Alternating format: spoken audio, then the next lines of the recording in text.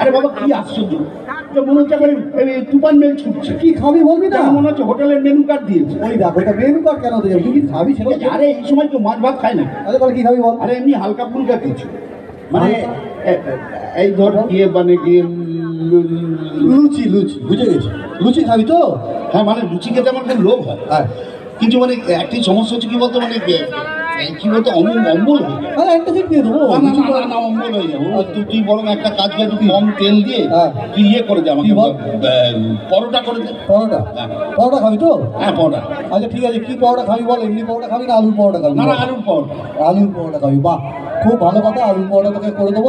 আচ্ছা এবার বল তো, এই আলুর পরোটা তুই ঘিয়ে ভাজা খাবি না তেলে ভাজা খাবি? না ঘিয়ে বেঁচে দে। আচ্ছা কি ঘি বল? গাওয়া ঘি না ডালদা ঘি?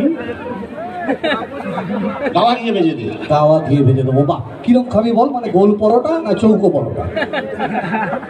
মা মাসিরা যেরকম ভাজে না এরকম তেকোনা পরোটা সেই রকম। ও আচ্ছা তেকোনা পরোটা। আচ্ছা ঠিক আছে, আটার পরোটা না ময়দার পরোটা? ময়দার পরোটা। ময়দার পরোটা, ঠিক আছে ময়দার আলুর পরোটা তেকোনা তোকে করে দেবো। আচ্ছা কিসে খাবি বল? মানে কাঁচের প্লেটে খাবি না সোলার প্লেটে খাবি না পাতায় খাবি না কিসে খাবি সেটা তো বলবি।